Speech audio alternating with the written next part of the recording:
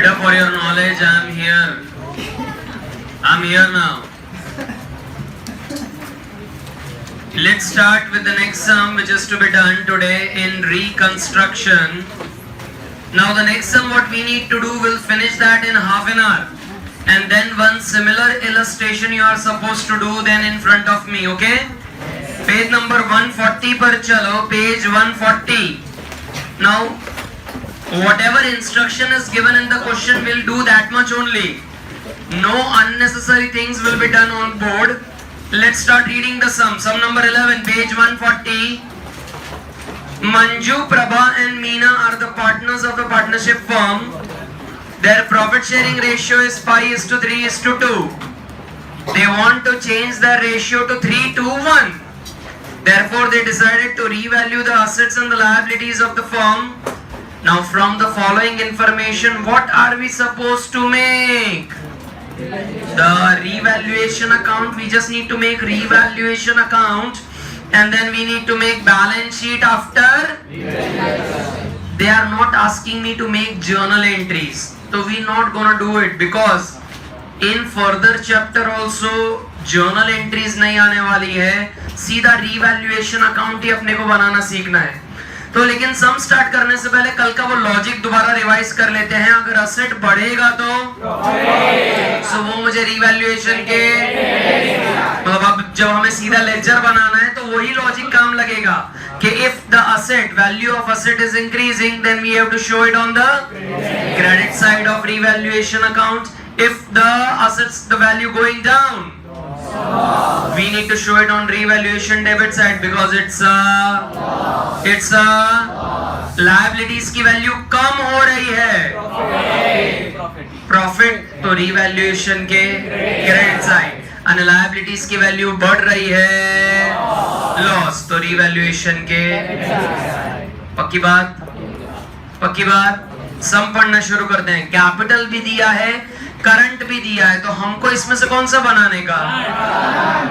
हमने final accounts के chapter में सीखा है कैपिटल और करंट दोनों साथ में है, तो we need to make then non current liabilities में bank loan, creditors and bills. Non current assets में land and building, machinery, furniture, investments, closing stock, debtors, bills and cash balance. Now additional information में अगर हम देखें, tick करना शुरू करो. Land and building की वैल्यू उन्होंने चेंज कर दिया है. देन फर्नीचर का वैल्यू चेंज हो गया है. Even machinery is change. Closing stock भी चेंज हो गया है. बैड डेट रिजर्व को टिक करो, क्रेडिटर्स को टिक करो, और बैंक लोन को टिक करा जाए. कितनी चीजें बनानी है मेरे को जैसा हमने डिसाइड करा. रिवैल्यूएशन अकाउंट हम बनाएंगे. Will be making what?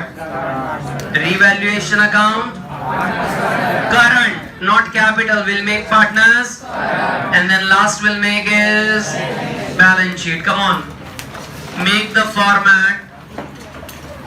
Revaluation account, revaluation account, debit, particulars amount,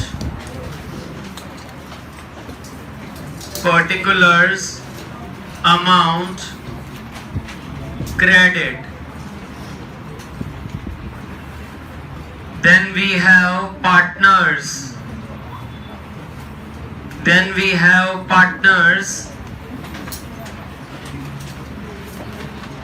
Current account. Then we have partners current account, particulars. Then what do we have? क्या नाम है? Manju, Prabha,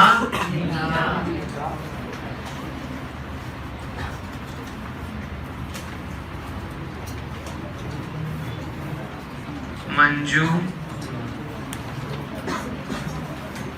Prabha and Meena. This is credit side, this is debit side, and last we draw the balance sheet after revaluation. We draw balance sheet after revaluation, that is liabilities, amount, assets, and then we have amount.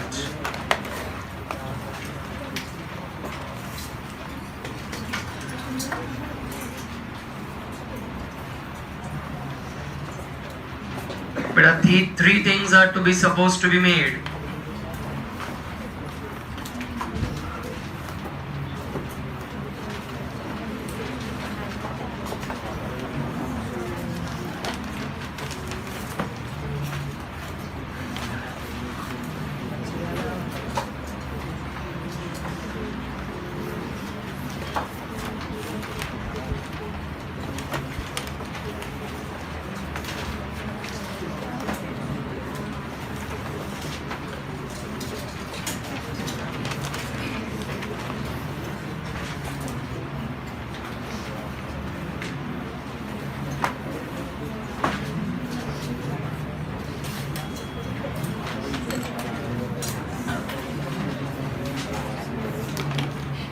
बेटा सम start कर दूं?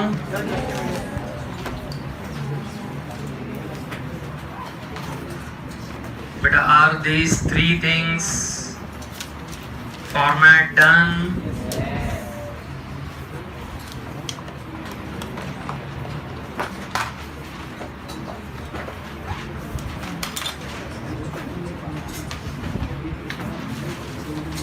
बेटा shall we start?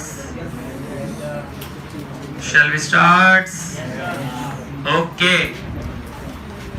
बेटा सम की शुरुआत हमको क्या ना इसे पुरानी बैलेंस शीट में से देख देख के करनी है। पुरानी बैलेंस शीट में से हमको देख देख के करना रहेगा। सो पुरानी बैलेंस शीट में से सबसे पहले कैपिटल क्या ना से हम एज इट इज लिख देंगे Manju, Prabha and Meena. Manju, Prabha and Meena 1,50,000. Then we have 40,000 and then we have 30,000.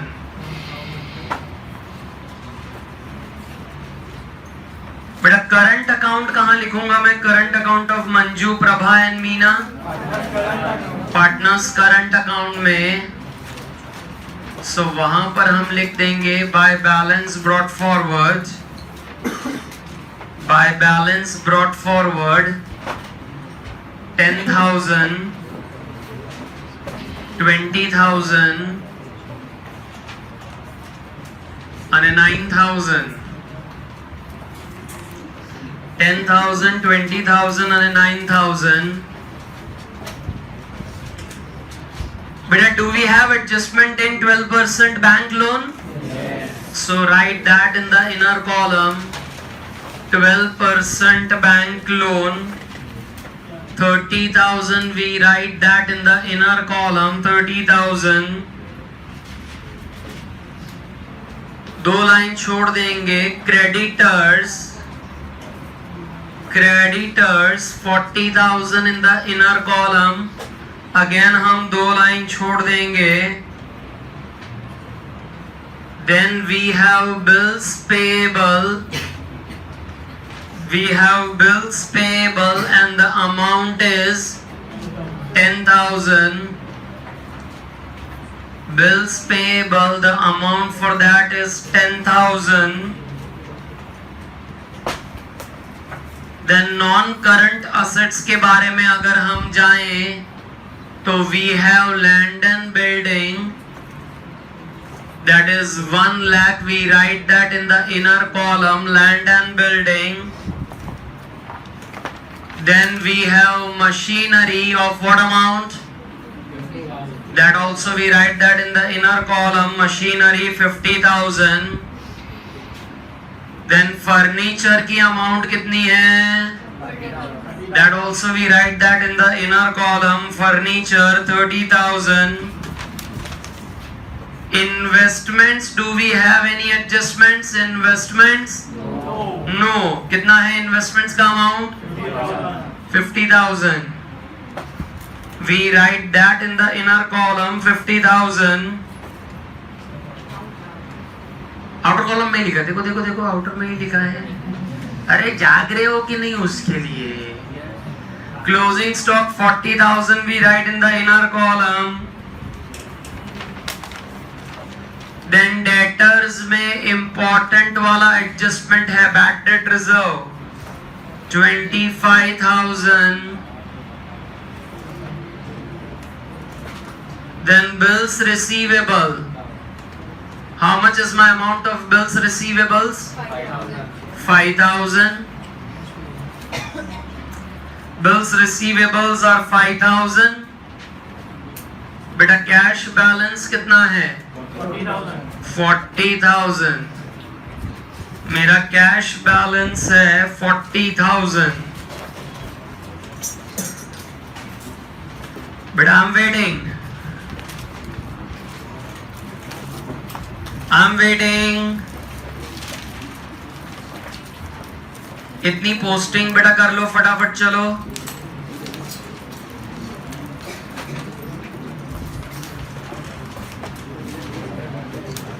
Can we go on to the first adjustment?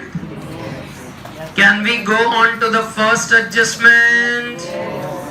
Now they say the value of land and building is to be increased by. It is to be increased by 25%.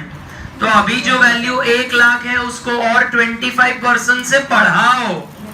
तो जरा use your common sense. अगर मैं बढ़ाऊंगा तो ये profit है कि loss? Profit है कि लॉस? अगर ये प्रॉफिट है तो रीवैल्यूएशन ना क्रेडिट साइड. जरा मेरे को 25% निकाल के तो कितनी अमाउंट आ रही है? 1 लाख का 25% अगर हम निकालें तो इट कम्स टू 20. सो यहाँ पर हम लिखेंगे plus revaluation 25,000. So it's 1,25,000. 1 lakh plus revaluation का 25,000 तो it's 1,25,000.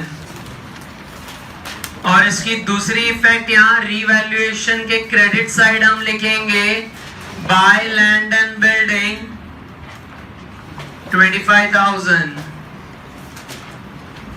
Bye land and building 25,000.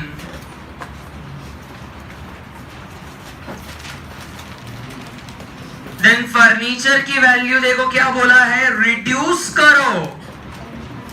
कितने परसेंट से रिड्यूस करो? 10% से. देखो कितने परसेंट से? 10%. तो 30,000 का 10% अगर मैं निकालूं तो कितना आएगा? 3,000. तो उतने से वैल्यू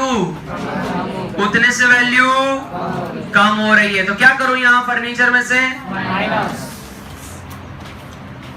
तो यहां से लेस रीवैल्यूएशन अगर मैं करूं 3,000. So outer column it's 27,000. बेटा is it my profit के loss? Is it my profit के loss? Loss है तो कहाँ? Revaluation ना डेबिट साइड टू फर्नीचर. कितना? 3,000. To furniture 3,000.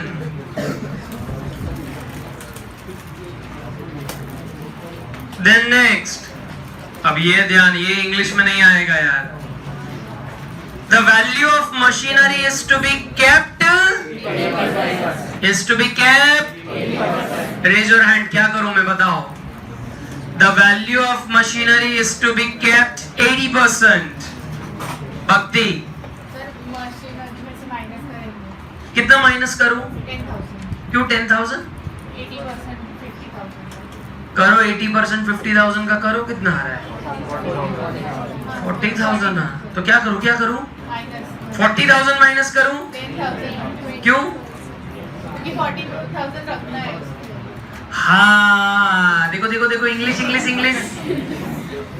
यहाँ पर ऐसा बोला है प्लांट एंड मशीनरी की value is to be capped at 80%. मतलब अभी जितनी वैल्यू है उसका 80% अपने को रखना है. सो 50,000 का 80% अगर हम करें 40,000. सो कितना उसका वैल्यू कम हो रहा है? खाली 10,000 से. तो यहां पर लिखेंगे less revaluation 10,000, so outer column 40। बेटा सेकेंड इफेक्ट कहां जाएगी? सेकेंड इफेक्ट रिवैल्यूएशन में डेबिट साइड टू मशीनरी कितना? टू मशीनरी कितना? 10,000।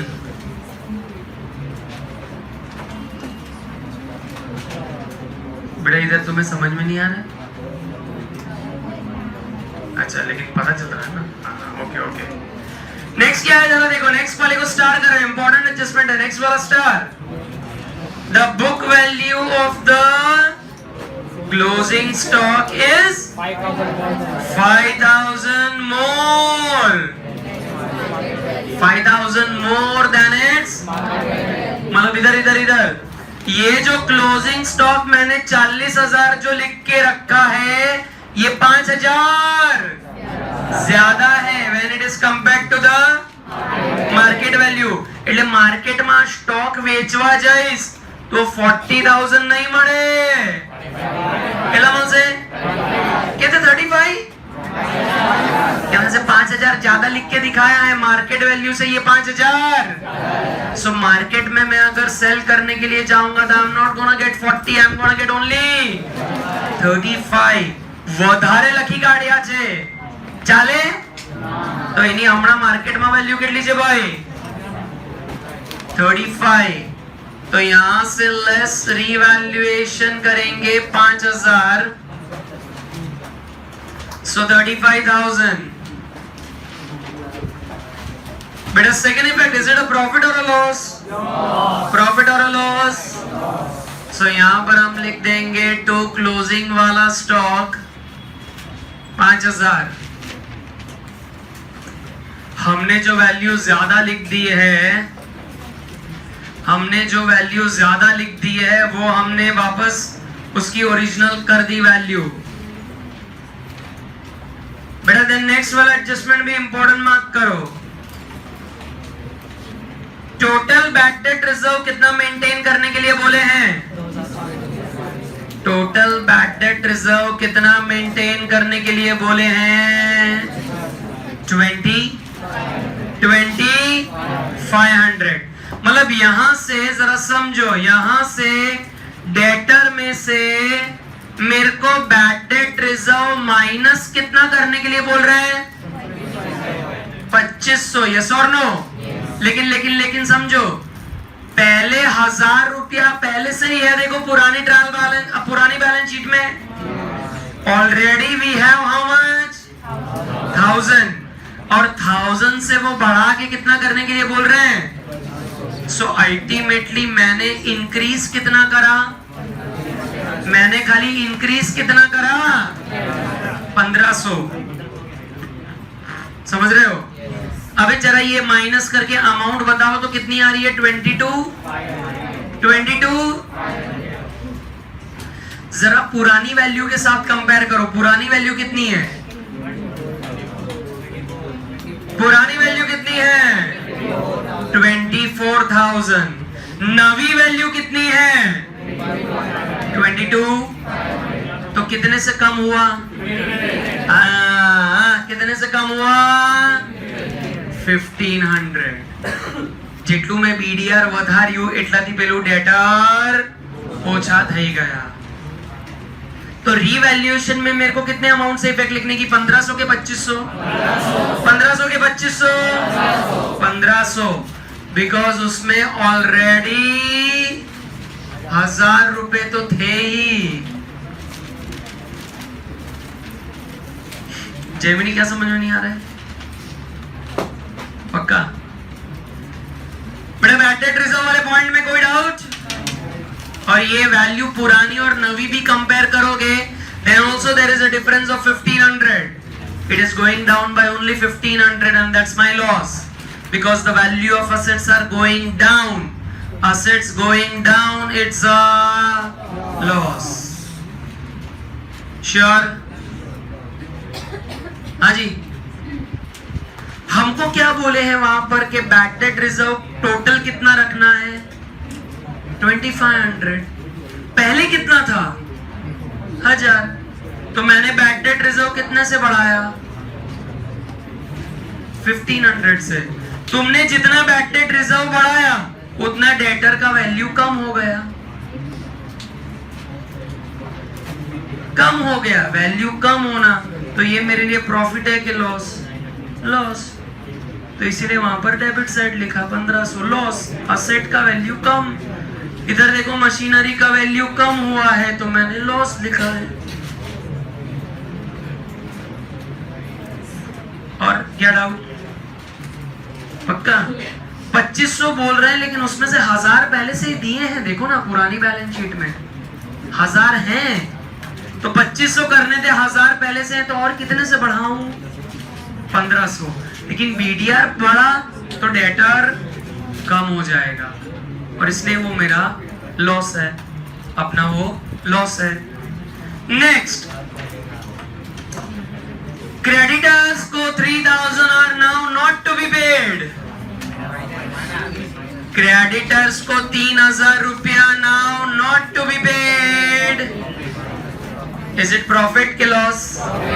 प्रॉफिट के लॉस, क्योंकि 40,000 में से अब उनको 3000, तो लायबिलिटी की वैल्यू कम हो रही है। लायबिलिटी की वैल्यू, सो लायबिलिटी गोइंग डाउन, तो इट्स माय सो यहां पर हम लिख देंगे by creditors 3000, by creditors 3000।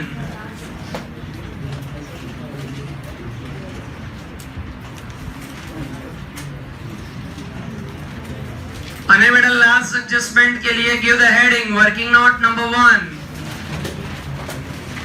Give the heading for the last adjustment working note number 1,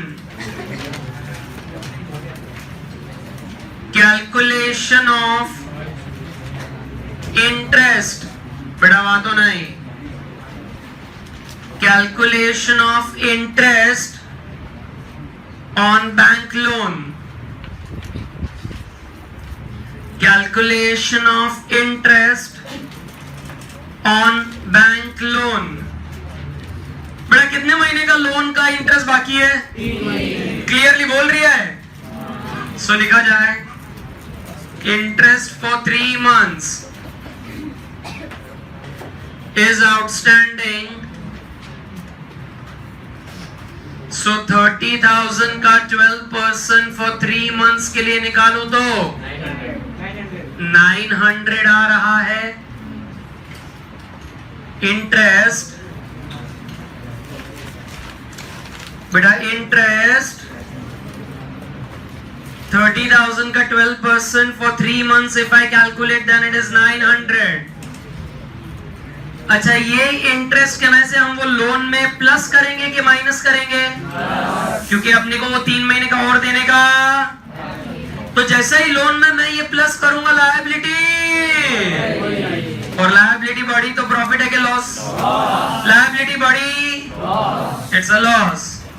सो यहां पर हम लिखेंगे प्लस रिवैल्यूएशन 900, सो 30,900। अने बेटा it's a loss, so to interest on loan 900, to interest on loan 900। Okay,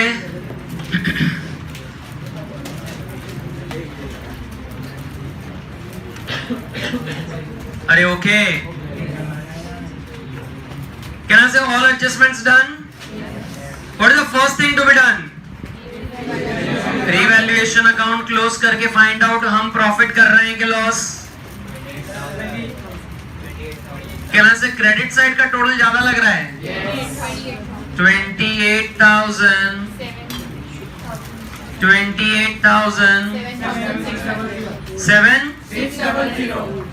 7600।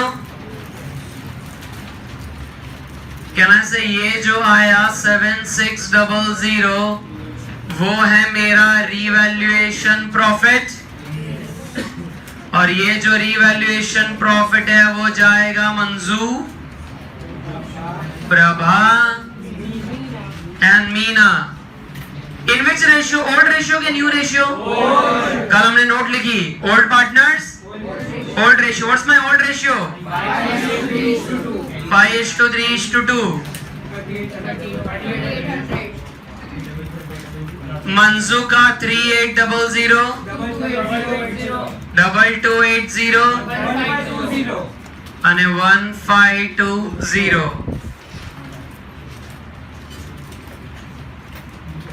बेटा सुबह आज एक बैच में किसी बच्चे को ये रेशियो निकालना नहीं आ रहा था।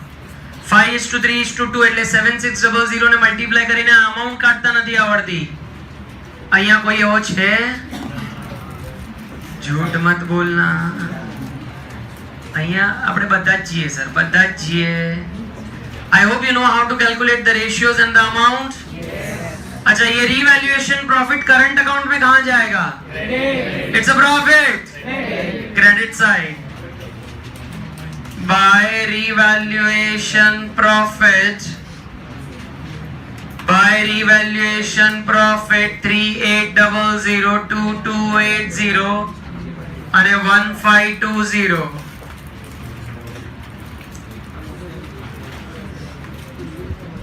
बेटा अगर मैं तुमको पूछो कौन से साइड का टोटल ज्यादा लग रहा है, तो बेटा फिर ये तेजस जैसा सवाल हो जाएगा। हो ही ना, क्या मजा आ गई।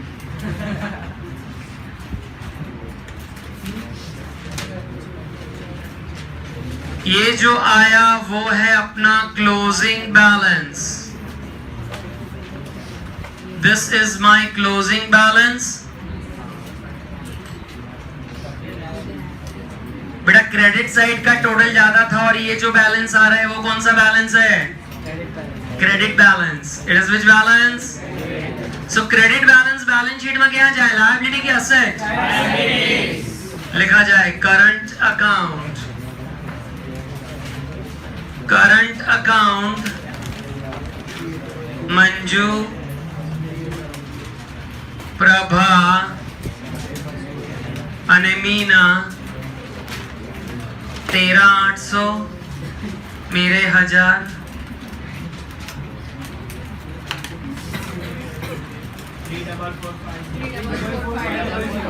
Three double four 500। Three double four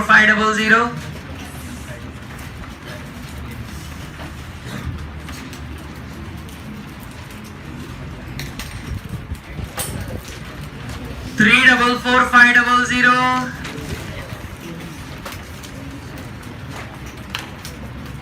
बेटा कल तुमने इलस्ट्रेशन 7 करा था, राइट? इलस्ट्रेशन 8 स्टार्ट करो। इधर ध्यान। 8 में उन्होंने बैलेंस शीट नहीं बनाई है। They have just made a revaluation account and completed the sum. But तुमको तो बनाना आता है। तो इलस्ट्रेशन 8 अभी मेरे सामने 20 मिनट फटाफट करके दो। इलस्ट्रेशन 8 અને પછી illustration 9 mark your homework. Illustration 9 is your homework.